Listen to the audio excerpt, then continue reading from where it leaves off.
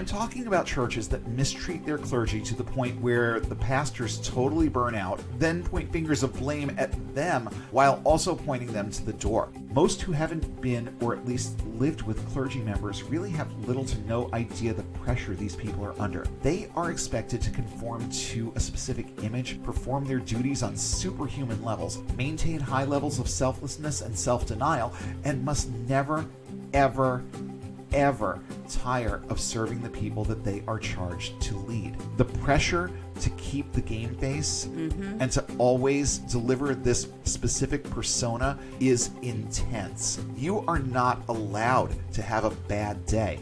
Yeah. You are not allowed to have a bad attitude about anything. Everything has to remain positive. Everything has to remain very, very focused. You are simply not allowed to be you.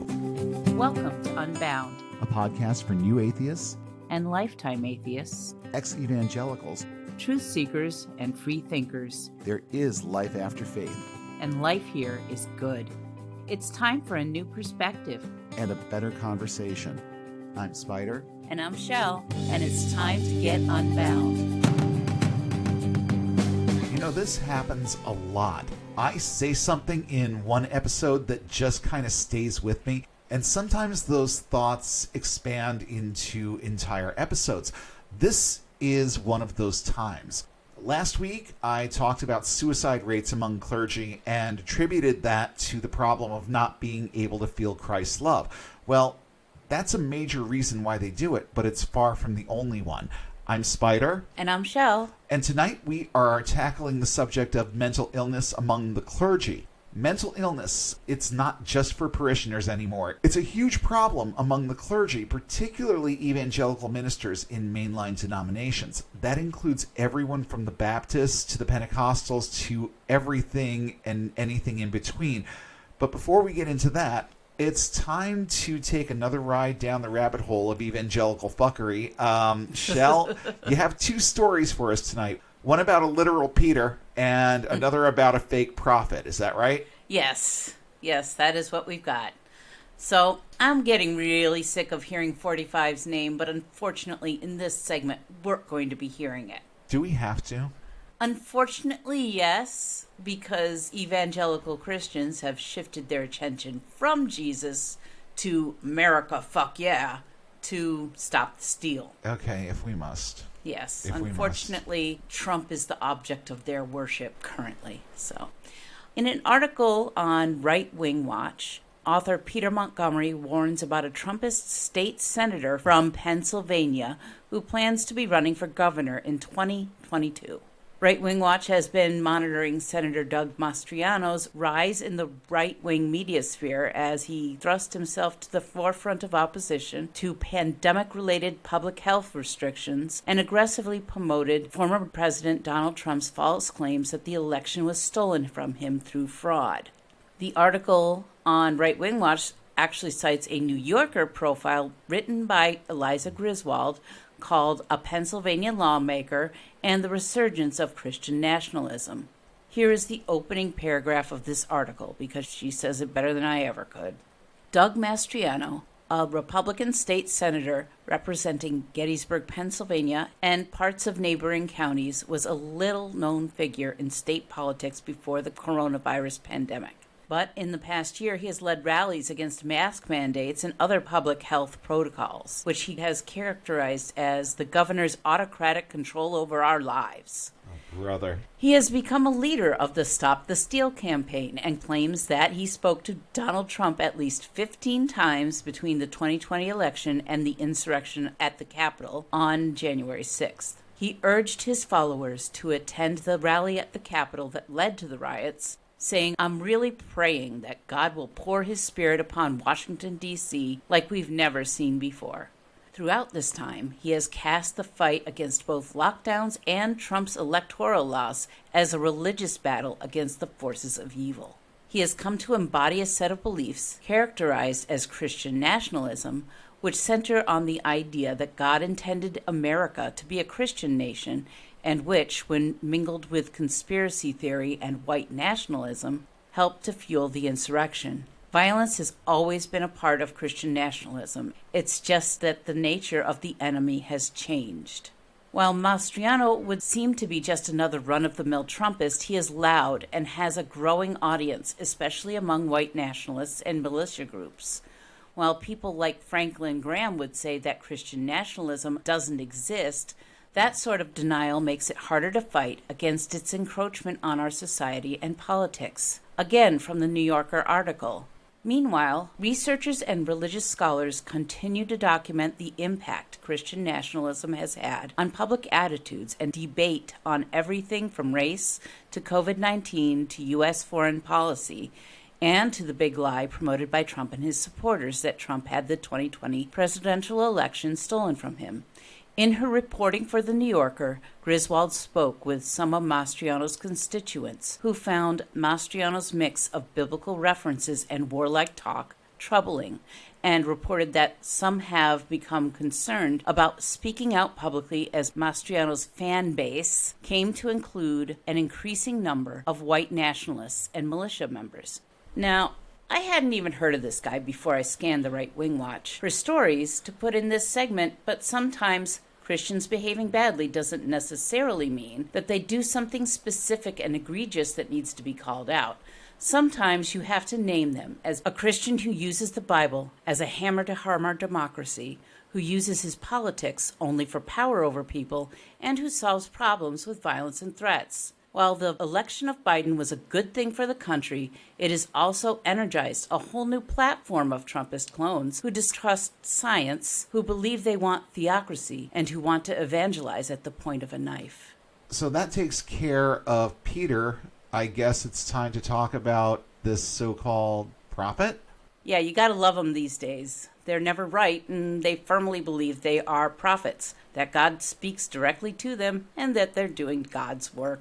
Self-proclaimed prophet Hank Kunneman said on Flashpoint, a conservative Christian news show, that God is testing Christians to see which ones will continue to trust the prophets who guaranteed Trump's re-election in the 2020 election.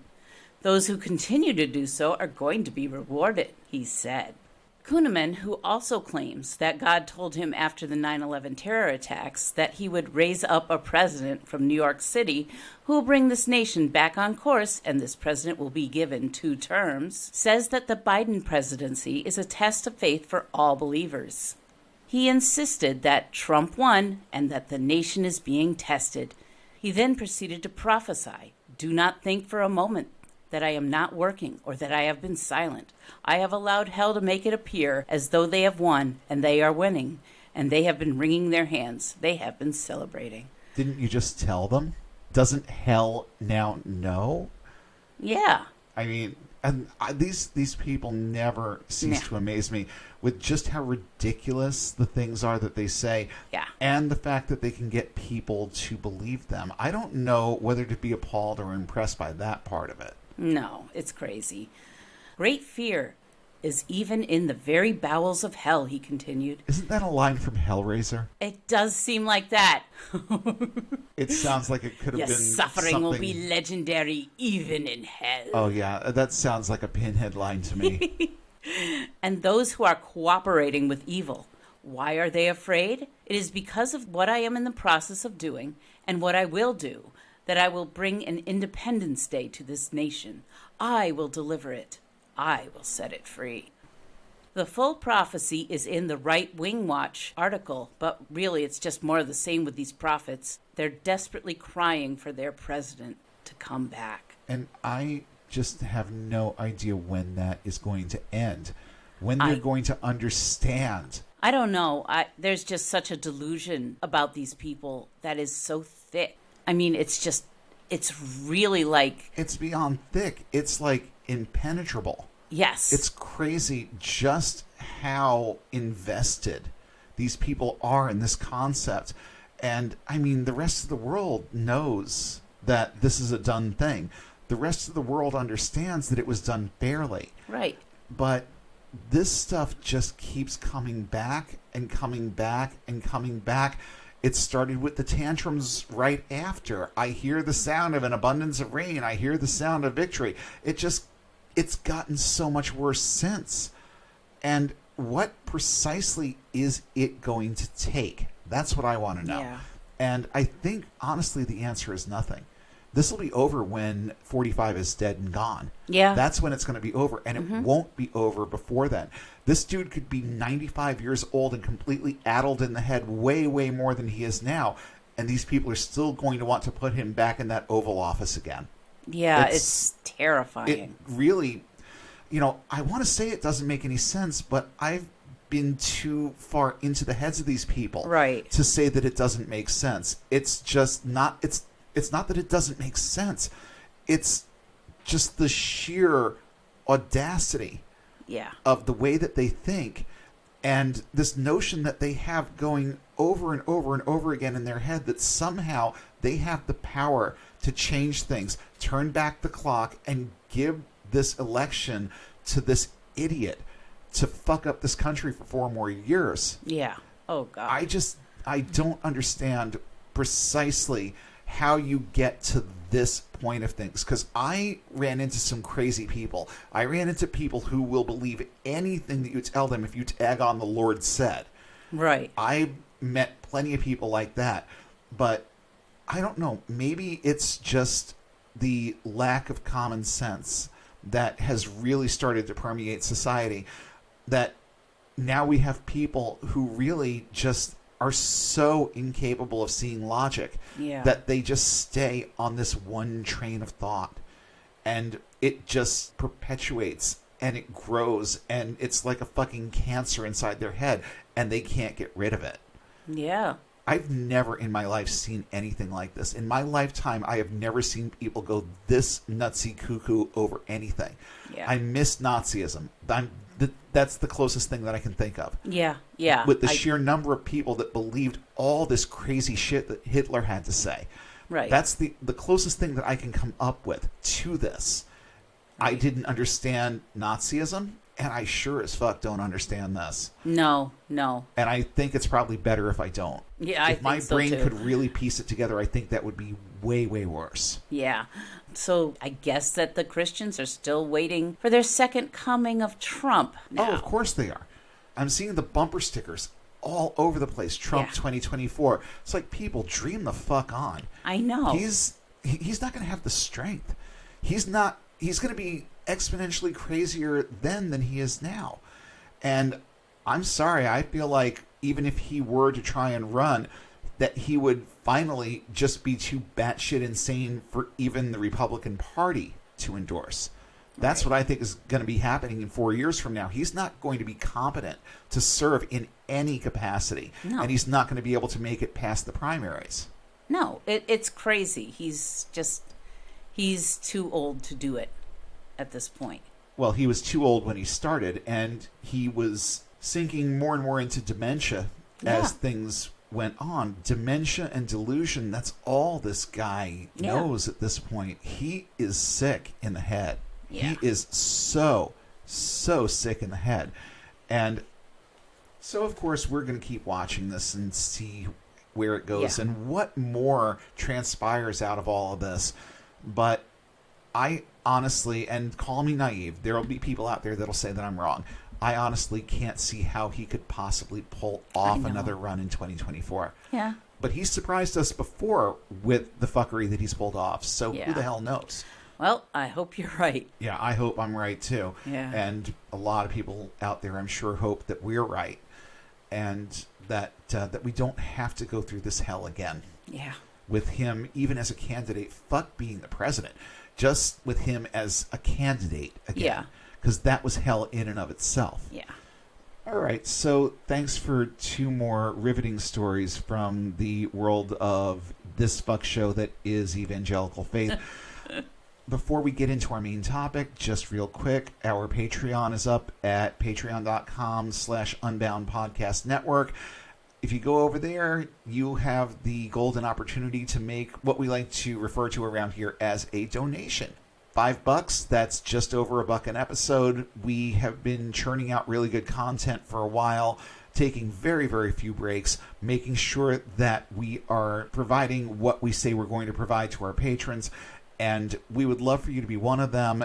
if you have the means to help us out financially, then please just have a quick look at our Patreon. The link is in the show description. The link is all over our website, but it's also really easy to remember, patreon.com/Unbound Podcast Network, and you will find us right there. And if you don't have the means to support us financially, then support us with your clicks, your likes, your shares, your 5-star ratings, your reviews. Whatever you can do for us is going to help us out, and we appreciate it tremendously. I've got so much to say on this topic that right now I just want to get into it and start purging some of the stuff that's going on in my head about this. Yeah. So we're talking about mental illness among the clergy and how it's dealt with. I don't think I'm going to give anything away by saying up front that it's typically dealt with pretty poorly. The clergy are and always have been among the most overlooked church members when it comes to recognizing mental illness. And the way it's dealt with in the local church is usually anything between uncaring, self-serving, and cruel. Most of the time, it culminates with the pastor being asked to resign, so they don't have to shell out UI benefits and to scapegoat their own ignorant, compassionless actions. But this often doesn't happen before at least one round of vilification and accusation that is typically very public and often polarizing to the congregation. Now, I'm not talking about pastors that get shamed out of their positions for things like having affairs with the choir director's wife or for knowing willful misconduct that would get anyone fired from their job. I'm talking about churches that mistreat their clergy to the point where the pastors totally burn out, then point fingers of blame at them while also pointing them to the door. I'm also talking about the absolutely vile way that many church boards deal with disclosed mental illnesses and their pastors who just want the opportunity to get well while continuing to pursue their callings. And let me tell you, this happens often. What's even worse, though, are churches that turn a blind eye to what the pressures of church ministry do to their pastors and allow their leaders to simply deteriorate as human beings until they resign, are forced to resign. These fucking cowards rarely fire pastors outright. Until they go so crazy they can't do their jobs or function in society anymore, or they die by natural or unnatural means. Now, I know that last bit sounds a little extreme, and fortunately, the worst of examples are rare. It's all the cases that settle somewhere in the middle that do the most damage, and that is where we are going to set our sights for this conversation. The vast majority of my comments tonight come from a single source from wallstreetjournal.com. It's an article called "It's Like I Got Kicked Out of My Family. Churches Struggle with Mental Health in the Ranks" by Ian Lovett. U.S. federal law protects workers with disabilities in a majority of industries. In many or most cases, mental illness is considered a disability. Religious organizations, however, have always enjoyed being what I consider to be a shameful exception to the rule. Church employees, including pastors, are regularly fired or, more to the point, coerced into quitting if they dare to disclose having mental health issues. The Americans with Disabilities Act, or the ADA, requires employers to make, quote, reasonable accommodations for workers who have physical or mental conditions that affect their ability to perform their job duties. Anyone in any normal industry who believes they've been let go from a job over any disability, including mental illness, can sue. But here's the crazy part. ADA rules don't apply to faith-based employees who work for organizations that are defined as churches, and asserting rights under ADA rules is particularly difficult for members of the clergy. Here's a direct quote from the article. In 2012, the Supreme Court ruled in favor of a, quote, ministerial exception to the ADA. It's religious freedom, said Myra Creighton, a lawyer in Atlanta who specializes in disability law. Courts don't want to get into telling churches who they may hire or fire. And while I do see the point, it leaves the door wide open for this privilege to be abused. And it's abused over all kinds of reasons, not just mental illness. Not wanting to continue to pay a high salary to their pastor, a perceived lack of attention to parishioners, church management practices that satisfy most but are perceptibly poor to that one board member, and "we don't like you anymore" are All perfectly valid reasons to force a pastor out, and no matter how discriminatory the reason, he usually has zero recourse and often won't qualify for UI or unemployment insurance. Many go from parsonage to homeless in a heartbeat. I knew at least 2 ministers who were in their 40s, and had to move back in with their parents. And by they, I mean the pastor, his wife, and as many as 4 kids who literally found themselves homeless overnight because dad lost his position and they all had to vacate the parsonage on short notice. It's crazy. Yes, it is, but I've seen it more than once.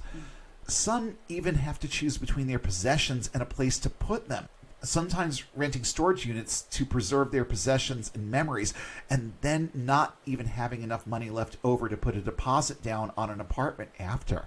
These things literally, actually, factually happen, and it is disgusting. Criminals get treated better than this.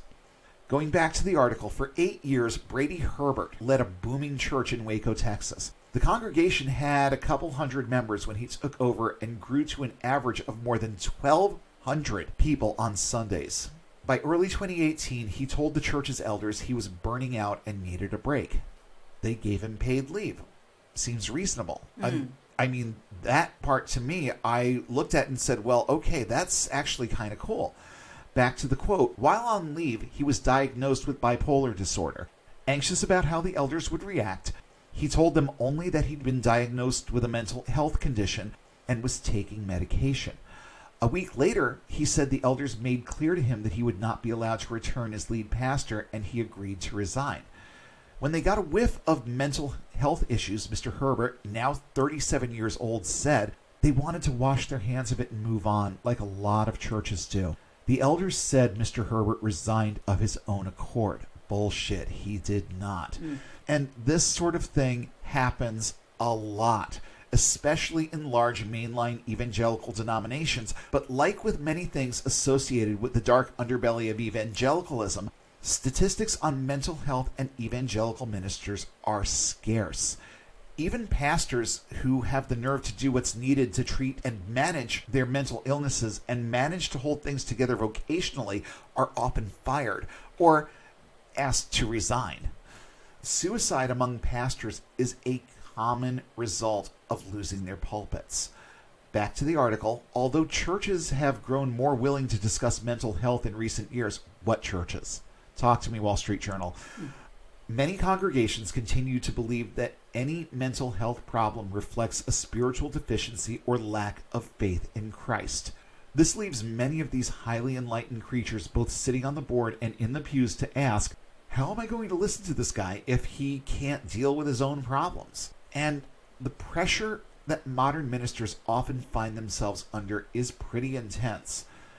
Again, from the article, Tony Rose, a Southern Baptist minister who counsels pastors with depression, said there is a widespread expectation that Christians, especially pastors, quote, are supposed to have it all together. And boy, do I know a thing or two about that.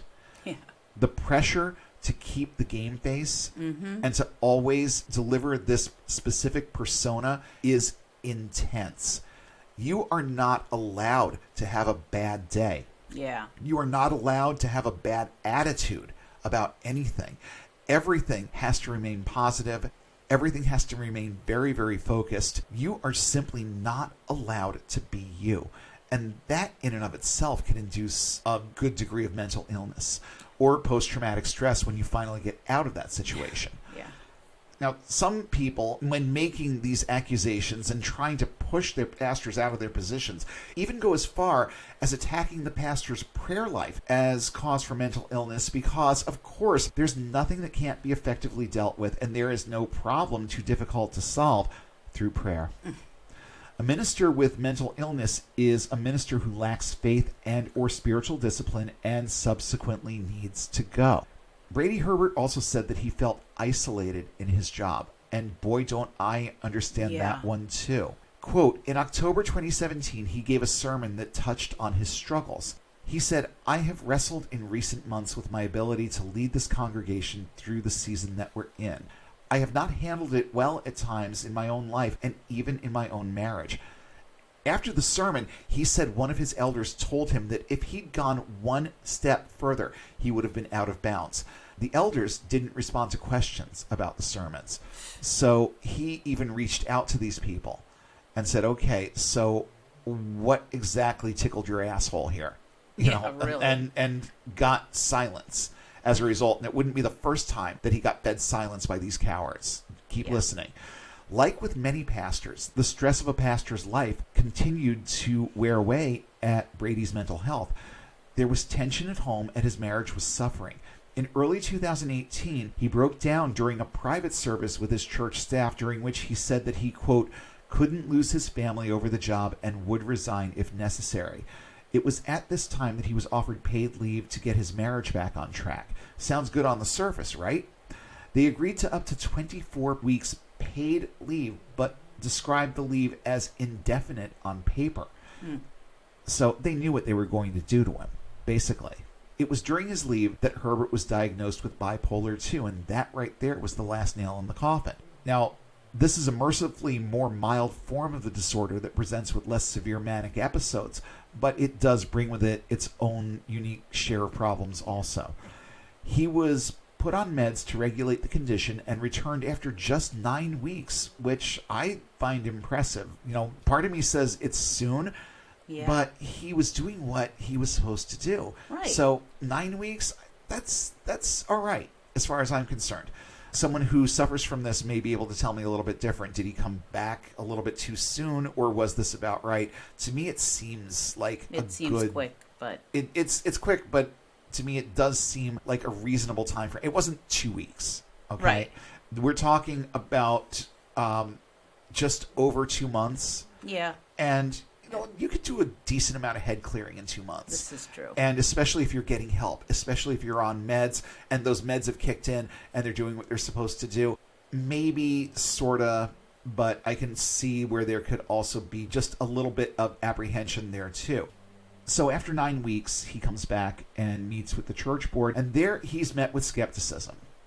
And some of the elders were not comfortable with him coming back. Here's how he responded. It sounds like you guys are telling me there's no pathway for me to come back, Mr. Herbert recalled telling them. He said he was met with silence and, in response, offered to resign. The Harris Creek Elder Board said that, quote, Brady advised the elders that he did not see himself ever being able to return to his former role as lead pastor at Harris Creek, and that he voluntarily resigned. That's not what happened. He posed the question, and they never bothered to fucking answer him. That is so... That's terrible. Yeah. It just makes me so mad. You know what else it is? Common. Yeah. And that's the problem. So, of course, the notion that he left on his own was nothing but a big fat lie. He wanted to come back. That's what that entire meeting was about. He had his shit together, at least in his own head he did, and was proactively treating his condition. The stuffed shirts on the board couldn't deal with the imagined stigma of having a pastor with diagnosed mental illness. So they turned into the lifeless, silent, whitewashed tombs that they were, and just gave him the silent treatment until he put 2 and 2 together and quit. 2 words. Fucking cowards. Yeah. Depression, bipolar, and other mental disorders are a huge issue among ministers, as is mental and emotional burnout. Most who haven't been, or at least lived with clergy members, really have little to no idea the pressure these people are under. They are expected to conform to a specific image, perform their duties on superhuman levels, maintain high levels of selflessness and self-denial, and must never, ever, ever tire of serving the people that they are charged to lead. They aren't allowed a lot of time to themselves, if any, and they are expected to tend to the spiritual needs of their faithful 24/7, 365.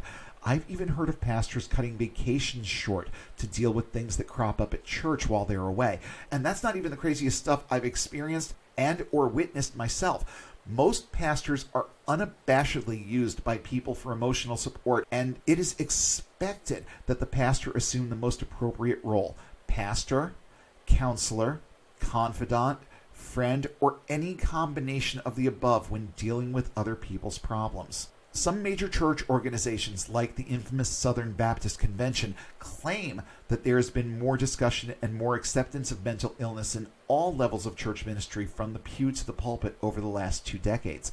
And yet, they still manage to have very little involvement or oversight when it comes to local churches, leaving it to the pragmatism and objectivity of local church boards when dealing with mental health issues in their own ministers. I think it goes without saying that this really doesn't result in a lot of fairness or impartiality when it comes to taking reasonable actions in situations of mental illness within the clergy. According to the article, there is a, quote, culture of secrecy surrounding mental health in far too many churches. I like that term. It makes a good point. Churches don't like letting anyone, either from within or without, see their weaknesses. Some approach this from the position of protection. Most approach it from the position of silencing, ostracizing, and removal of anyone or anything that threatens to taint their image. There are churches that will let a crazy pastor be their pastor for years, even decades. Yeah. But most are way too concerned with their image to ever let it go on for that long, because a crazy pastor doesn't bring in new tithers. No. And that's the problem right there. This is why most of them lie and tell the congregation that their pastor, quote, decided to leave.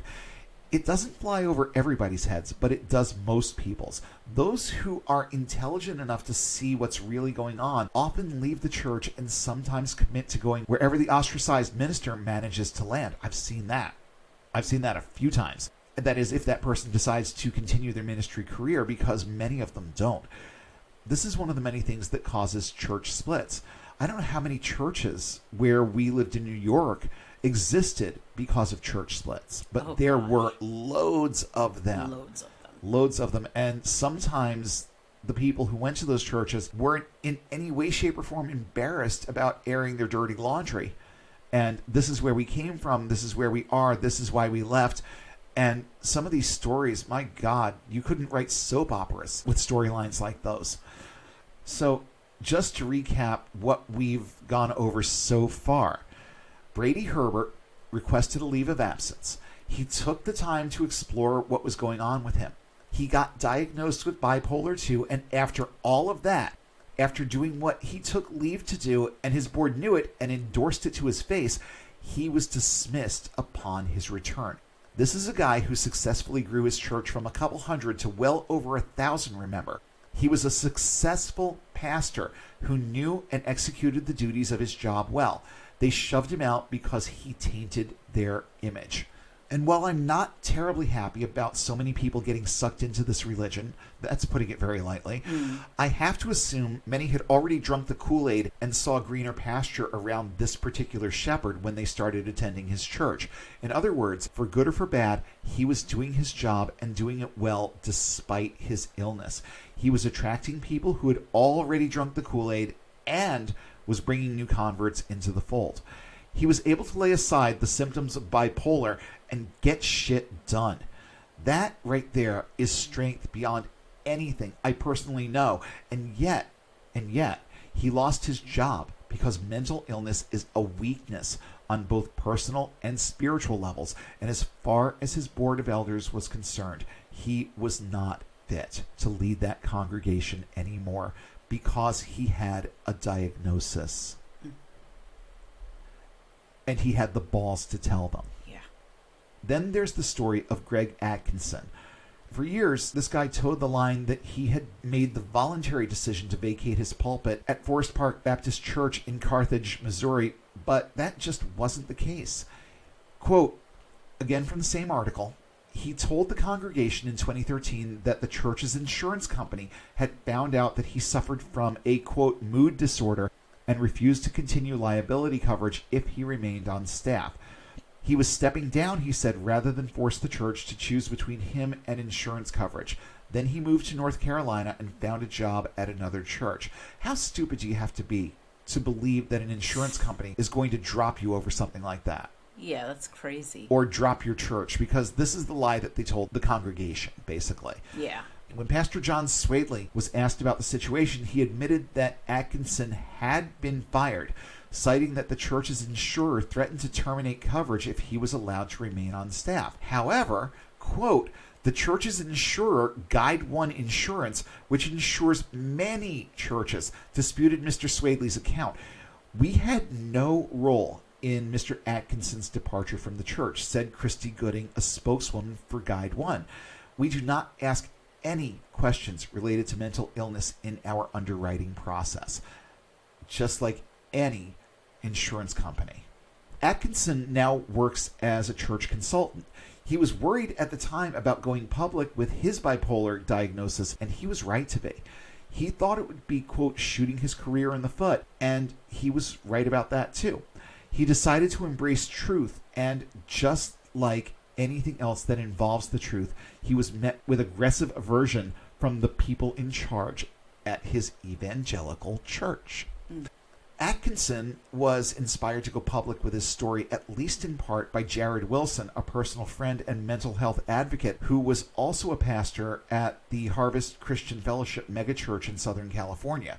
Quote, in 2018, after several celebrities died by suicide, Mr. Wilson wrote a post arguing that, contrary to the view many Christian denominations held for centuries, suicide does not always lead to hell. He said, you wouldn't dare say that someone who died of cancer is going to hell just because of their illness, would you? Then please don't assume someone who died of suicide via severe depression is going to hell either. I love his take on that. Yeah. That's one of the most level-headed things that you're going to hear come from an evangelical pulpit. Yeah. And I'm certain that it infuriated a lot of people. Yeah. I'm sitting there and I'm reading this, and my first thought is today's forecast, unsettled weather conditions with a near 100% chance of a violent shitstorm. And I was right, because it gets so much worse. In September, Jared Wilson killed himself. He was the third prominent Southern California pastor to die by suicide in just over a year. And that right there is just one of the reasons, and it's a significant one, why I hate this religion and all it stands for. Here was a guy who was clearly thinking in the right direction. He was thinking clearly about so much of what he himself was going through. Let me tell you something. Jared Wilson didn't kill himself. The faith that taught him to look at himself with less value than he deserved did. Because regardless of what came out of his mouth, what was going on in his head, I promise you, was different. Because there were many, many, many times that I stood behind that pulpit and presented an image of me that I knew was what the people wanted to see. But the me inside my head was way, way different. So I know the pressure to do that, to be that, to constantly wear the mask and put on the game face. I know. Yeah. I've been there, and it sucks. And fortunately, I only had to deal with it in a structured ministry setting for a year. I have no idea where my brain would be now if I still had to be doing that for this entire time. If I had to be doing that this whole time, where would my brain be? I don't want to think about it. It goes right back to the story that I think I've told before on this show of the guest speaker that came into my pastoral ministry and practicum class that included absolutely no practicum. That was the great part about it. Great. I think I've told the story before, so I'll breeze past it quickly, but our professor brought in this guest speaker who was an elderly pastor at a local church, and he was brought in to do a talk with us on the subject of stewardship. And I'm watching this guy, and you can tell that he hasn't had an independent thought about anything outside of his role as a pastor in years. All he can think about is his ministry and his next sermon. And the vacant expression in his eyes, the vacant way that he spoke, that I think is the best way to describe it. He was vacant in the way that he spoke. And I looked at this guy and I said, you know what, buddy? That is you in 50 years if you don't get the fuck out now. And that was during my senior year of college, and I'm getting ready to go into the ministry. I'm getting ready to do what this guy is doing.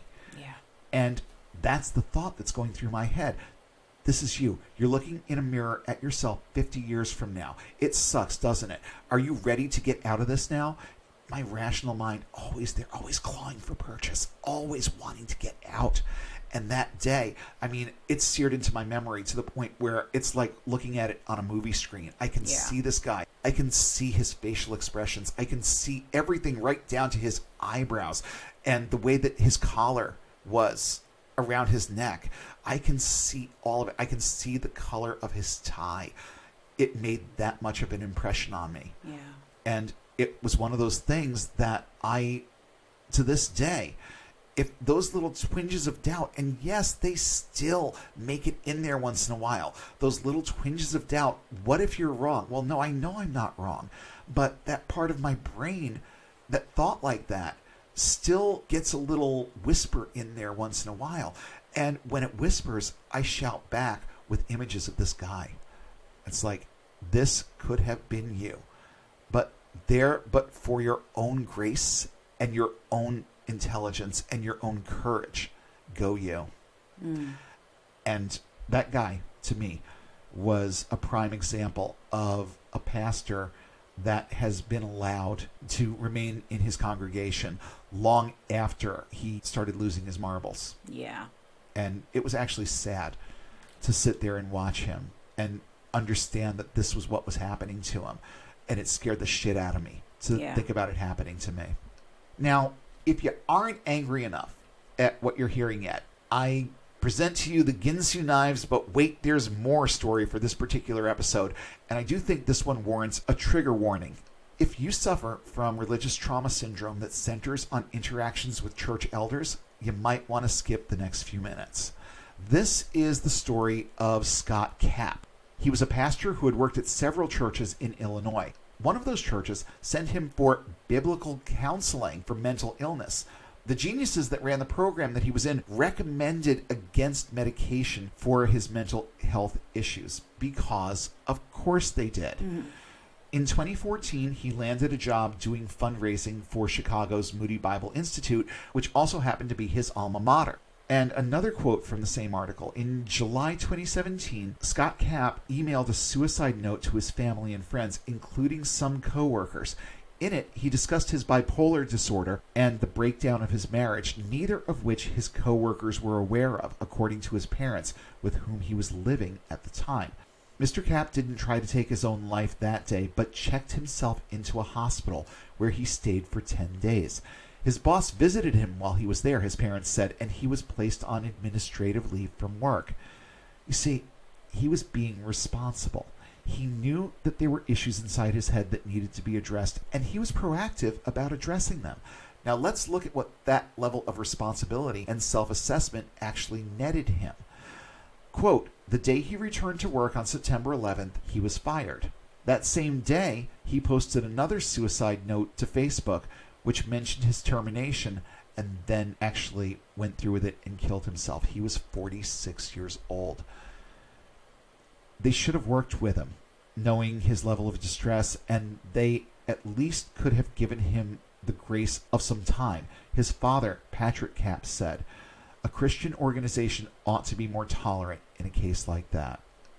You know, if I was the father in that situation, I don't know if I would have held it together well enough to be able to say that and say it so eloquently and to be able to stop with that. I don't think that I would have been able to. One last snippet here. Moody Bible Institute declined to answer any specific questions about Mr. Capp's employment or termination because, of course, they did. Yeah. Oh, you know, I'm starting to get a little hot. Yeah, I don't blame you. Hot. I'm hurting for all of these people. Mental health, again, from the article, mental health and well-being is a priority. Oh, and this was what they actually said. Quote, mental health and well-being is a priority at Moody. And I can hear the sing-songiness. Yeah. I can hear it in my head. Mental health and well-being is a priority at Moody, and we are constantly seeking how to best come alongside and support our community. You supported this guy right into his fucking grave. Congratulations. Congratulations there, Brian Regeneris, or however you pronounce it. He was the spokesman for the Institute, and that was the statement that he gave on this. Let me tell you something. Scott Capp didn't want to die. Pure and simple, he didn't want to die. The first suicide note was, in my opinion, a cry for help. I don't think that he intended to self-harm to that extent at that point. But then this happens. Then he's just fired from his job, and he's fired because he's sick. And that was the thing that pushed him over the edge. Let's read that quote one more time, just for the sheer and utter hypocrisy of it. Mental health and well-being is a priority at Moody, and we are constantly seeking how to best come alongside and support our community. Moody Bible Institute, epic fail. Yeah. And you should be ashamed of yourselves. Seriously. The problem here is that the people in Scott's life, who were supposed to be reflections of Christ's love, robbed him of his sense of self-worth to the extent that he just couldn't see any reason to continue. 46 years old, and his life is over. I've already had 3 more years than he did, and I see no finish line in sight. I have a big bucket list. I can't even think of what I'd miss out on if I just checked out now. And I say this knowing that I suffer from anxiety, depression, PTSD, and RTS, religious trauma syndrome. You know what I don't have in my life, though? Evangelical influence. And that, I'm certain, is at least a large part of why I'm still breathing and why I'm not on a dozen different meds. Yeah. Okay? I look at the picture of Scott Capp in this article, and I see a good-looking guy who had so much left to do with his life. What a pointless waste of life that could have been averted by simply applying some of the love and acceptance that these people think is modeled by their Savior, or maybe just doing what's in that fucking quote. Really? Just doing that. Now, not to switch gears too quickly, but this thought came to my mind, and it actually did show up in the article too. Since I have such a soft spot in my heart for this particular organization, the Assemblies of God in particular has a very unsavory zero-tolerance policy for mental illness within its clerical ranks. And while every AG church is considered sovereign, they all take their cues from one another and from the General Council. That means that attitudes and policies that show up in one church have a ripple effect, and the more intolerant and unsympathetic those policies are, the faster they spread. Why? Because it gives the policy and the decision makers just a bit of something those people prize above anything else, and that is power. What's worse is that they manufacture reasons to fire pastors they don't like and often assert that mental health issues exist where they don't, at the point of accusation. There's a lot of power in suggestion, and when other people, a group of people, decide they're going to make an accusation about you, it immediately starts sowing seeds of doubt. Maybe there is something wrong with me.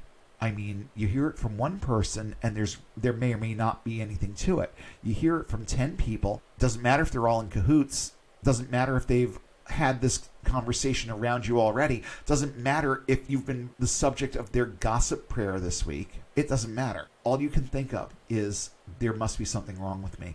Otherwise, I wouldn't be hearing this so often. And that, in many, many instances, is a little something that we like to call gaslighting. Yeah. There's a lot of gaslighting that goes on with pastors in churches where there are just people that flat out don't like them. Not all mental illness crops up while these people are in the ministry. It can be heaped upon them by shit like this. Yeah. And it can start manifesting late in their careers or late in their stints with those churches. And then they try to go to another church, make a go of it someplace else, and the paranoia over what happened to them at the last church makes it difficult for them to function in another, because now they're always looking over their shoulders. And it's always in the back of their mind, what if they were right? What if those people were right about me? No, they weren't right about you. Pastor, if you're listening, they weren't right about you. They were not. Okay? It's a diabolical thing that these people do. And whether you realize it or not, these are things that permeate a lot of congregations. It's called gaslighting, and it's not your fault. Look up the term, and you'll understand what I'm talking about. And then there are other things that creep into the thought process as you add to the equation thoughts like, clearly God is trying to tell me something through all this. And now what you have is a very toxic cocktail of suggestion and doubt that can actually lead to serious mental health problems. And those problems can quickly escalate to self-destructive actions and behaviors, sometimes leading to thoughts of or attempts at suicide. I won't even get into the particulars of how most evangelicals approach treating mental illness because we've done several episodes on that already. But here's a one-sentence summary. They vilify any kind of mental health treatment that doesn't include indoctrination and spiritual guidance. In other words, if it's secular, it's crap. Okay? That's the way that they look at it. But the mental health community is fighting back. There are currently a small but well-organized number of mental health services that provide treatment to ministers anonymously so they can get help and not be found out by board members or vindictive pew sitters. Now, Focus on the Family, according to the article, is one of those organizations, but they're only one. There are also secular organizations out there that follow the same basic confidentiality model who provide actual clinical secular help with deference to the pastor's spiritual leanings. Sometimes you just have to compromise a little. These are still people we're talking about here, and everyone. I don't care what they believe or even what kind of craziness they perpetuate. Everyone has the right to live their lives out from under the weight of mental illness, if an out can be found. And it could lead to some getting and staying unbound, and I'm all for that, but it will never happen without competent clinical help, something that Focus on the Family will never be able to provide, but which they have, ironically, become the catalyst for secular organizations to emulate with more effective therapies and more positive outcomes. Now, I'm going to switch gears a little bit, bring this in a little bit more of, I don't know if I want to call it a positive direction, but just in a direction that confirms that they're not all this batshit crazy, that there are churches out there that care about their ministers and care about the things that they go through and believe that mental illness is a real thing and not a sin. So that's what this next segment is all about. Like with many things, there are those within the ranks of Christianity who have clearer, far more level heads when it comes to the very real things that people go through. One in particular, the Christian Reformed Church of North America, understands the unique struggles faced by ministers that lead to or are exacerbated by clerical life. In an article titled Clergy and Mental Health, they outline some alarming statistics gathered from Lifeway Research and the Center for Clergy Care. The link to the actual article is in the show notes. This information comes directly from that source. Although most congregations and pastors do not want to face it, our research revealed that many ministry leaders live with mental illness. Brace yourselves, because, and I keep saying nothing about this fucked up religion surprises me, but I keep getting thrown curveballs. The number of pastors diagnosed with clinical depression was double the national average. Double the national average. Wow. 45% sought advice from their family doctor regarding stress and anxiety issues. So almost half of those went directly to their doctors and said, I believe this is what's wrong with me. Nearly 1/4 of all pastors, that's 23%, acknowledge having, quote, personally struggled with mental illness, and half of those pastors say the illness has been diagnosed. That all came from Lifeway Research. So about a tithe's worth, about 12%, are actually getting diagnosed. And of those, I'm not sure how many of them have admitted it to their congregations or just in this survey. Right. So I'm guessing that that number is smaller because I'm certain that they know and understand what could happen to them. Yeah. Not surprisingly, pastors accede to their own and to their congregations' demands to perform, neglecting time for self-care and for their own faith nurture. That, to me, is like the saddest part of it. But it's very, very easy to see why. And I'm going to add a couple of my comments to the end of this. But here are the things that they compiled. This one from Center for Clergy Care. Here are some of these statistics that they acquired. On average, pastors surveyed are working 50 hours a week. A quarter of them work more than 55 hours a week. Nearly 40% take fewer than 3 days off per month. Many ministers neglect regular exercise, personal devotions, and relaxation to find more time for serving or to avoid feeling guilty. 94% of pastors said that although they read scripture to prepare sermons, it rarely nourishes them personally. It gets to the point where they can't even find joy in this religion that they have given their lives to. Right. I said I was going to make a couple of comments. On average, pastors surveyed are working 50 hours. I had that beat by a country mile just during my internship. Yeah. A quarter of them work for more than 55 hours a week. Well, yeah, that was me at Faith. And it would have been me at Mission Impossible if they were paying me anything. Yeah. I'm certain that they would have basically had the leash on me 24/7. Nearly 40% take fewer than 3 days off per month. I liked the way that my old senior pastor dealt with this one, because we didn't get 2 days off in a row. I was considered pastoral staff for that summer, so I got the same days off that everybody else did. Yeah. And that usually included Saturdays and Mondays. However, if there was something going on a Saturday, I didn't get to take that time. But our pastor made sure that I got another day, and that everyone on the pastoral staff got another day. So I would take Tuesday off, and then our youth pastor or associate pastor would take Wednesday off, or however it panned out. So there wasn't that kind of level of burnout going on in this particular place. Even though we were really, really busy, no one was really getting burned out. I was tired, but I didn't feel burned out. Then again, it was 4 months. That was it. It wasn't years. So who knows how long I would have been able to keep up that pace and maintain my sanity. But yeah, I can absolutely see how a small church whose pastor is involved in every ministry in the church would basically never get a day off, because there comes a point where you just have to get shit done. And when you're supposed to be at the men's prayer breakfast on Saturday, and there's youth group on Sunday, and now you have hospital visitation on Monday, and somebody died, so now you're going to be doing a funeral on Tuesday, it snowballs from there. Yeah. And your time it doesn't belong to you. And you are taught to believe that it doesn't belong to you. Let's get right back to I must decrease so he can increase. It doesn't matter what your needs are. It doesn't matter that you have no time that's yours. It doesn't matter that you don't get to just spend time with you once in a while. None of that matters. The only thing that matters is that church and the needs of the people in it. That's it.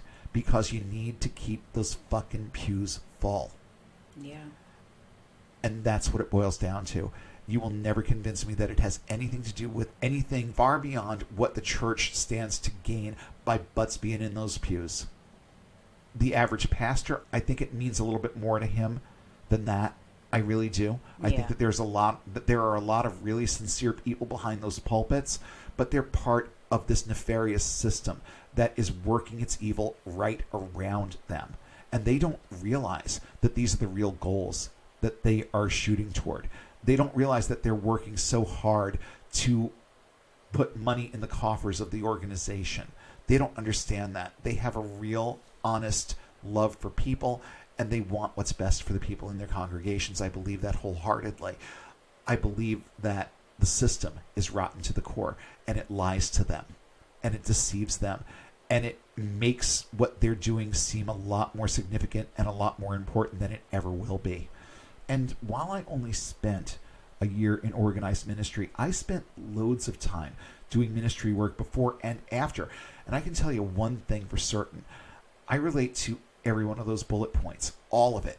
And they didn't take into account people like me who hold down ministry positions while not being paid, working sometimes 3 jobs outside church to make ends meet. Folks, I put in 20 to 30 hours a week at Mission Impossible and never saw a single paycheck. I was handed a $300 stipend on my last day, an amount that came out to a tiny fraction of a penny per hour served. Factor in the times that I spent money out of pocket because the church refused to fund or reimburse things, and I don't think I even broke even on my own investments with that $300. Yeah. 55 hours, try 25 hours at the church, 12 hours at the radio station, and 30 hours working 2 sales and telemarketing jobs each and every week. Part-time, no benefits. That scenario is at least relatively common, and it is disgusting. Yeah. Now, this has been a real heavy topic tonight, and I know that there's been a lot to take in, especially if you're still in this, and you might be looking a little bit differently at your pastor and the work that he does, and you might start noticing certain things that you didn't notice before. Let me just make a quick disclaimer here. Don't fall into the trap of being the armchair psychologist making diagnoses on your pastor or anyone that you know who is in the ministry and start tagging them with mental illness, because a lot of it is just the result of the Kool-Aid that they've swallowed. It's not that they're crazy, they just don't know how to think differently about any of this shit. So not everything that looks crazy is necessarily crazy. But to end things off, I want to talk to the pastors out there for a minute. Then I want to talk to those of you who are still in this and think your pastor might be going through a personal crisis. Lastly, I want to address those of you who are out and might have left because, quote, that guy was fucking crazy. First of all, let me talk to the pastors. For starters, I get it. I've seen it all, from shitty board members to passive-aggressive congregants to lies, insults, gaslighting, you name it. I've seen it and I've experienced it. I lasted a year. That's it. Just a year. If you have been at this for years or decades, you have a strength that I simply do not possess, and that strength deserves to be acknowledged. It does. Thank you for doing what you do and doing it at the expense of your own self, your personal comfort, your own self-care, and anything else that you are sacrificing to be behind that pulpit and do what you believe to be helping people. The world needs more people like you in it. I can't say that I agree with your methods, but I think that people like you need to be out there and you need to be doing good for the world. I also think that there's a lot better that you could be doing than standing behind that pulpit. That's not an insult. It's just something to think about. But thank you for being one of those people, because there aren't enough of you out there. It's time for you to start thinking about things like self-care and personal comfort and doing something that you like once in a while, or just spending some time with you once in a while. It's time to start thinking about these things. It's time to start getting well in your mind. It's time to start being you. It's time to start looking into a future that includes the abundant life your Savior promised, but can never actually deliver. You know who can? You can. And it's time to start pursuing it. You see, I know what you've sacrificed. You've sacrificed your intellect, derailing a promising future to go to Bible college. You sacrificed your dreams for the sake of your calling. You've spent years trying to build something good on a foundation of sand. It's time to let it fall. It is not too late to learn a new skill, to start a business, or just get another job. Take your life back before your vocation takes it from you, literally. Please. Please. Now, if you're on the other side of the pulpit and you're still in this, see something? Say something. If something seems off about your pastor or about the things that you see in him, like I said before, not everything is crazy, but everything is worth a look, okay? So if it seems off, you're probably right. It probably is. Say something. Not to a board member, not in a prayer circle. Say something to your pastor. Do not let him crash and burn. Reach out. Offer support. Ask, are you okay? Invite your pastor to dinner and enjoy the time spent together as people. Not Christians, not leader and subordinate, as people. It's something that is sadly lacking in your pastor's life. Please do not put on a show. Don't try to create a spiritual atmosphere around pot roast. Just be you and let him be him. I promise you, it's not something he's used to, and it will mean so much. Just knowing that someone else gets it could be the difference between that person ending his life and beginning to see and explore the value of it. In a worst case scenario, you might lose your pastor because he realizes his self-worth and gets out. In a best case scenario, you'll follow his example and finally make the break yourself. If you've listened this far, you're at least considering it. If you're out and you know a pastor who might be in crisis, do something. Reach out. Contact him or her, but it's almost always him. Again, ask if he's okay. Let him know that help is out there. Position yourself as a friend and take genuine interest in his safety and well-being. Be someone who believes him about his illness and doesn't judge. Let him know he's right to want clinical help. Provide him with good options or avenues of treatment and offer support. You could be saving his life, and in so doing, also leading him to a place where he gets away from a lifestyle and work atmosphere that's killing him and starts getting unbound. We hope you enjoyed this episode of Unbound. Show topics are chosen based on their timeliness, relevance, and social impact. Have suggestions for future topics? Email us at unbound.podcast.network@gmail.com with all your comments and feedback. Please don't forget to like, share, and throw a few 5-star ratings our way, and follow us on all major social platforms. And don't forget to hit subscribe if you haven't already. Links to our social pages, as well as a full list of cited sources in today's episode, are listed in the show notes, available at our website, getunbound.org. That's get-unbound.org. If you value this resource and would like to see it continue, please consider supporting us on Patreon at the link in the show description. And be sure to check for new updates every Sunday when we'll come together again and take one more step toward getting and staying unbound.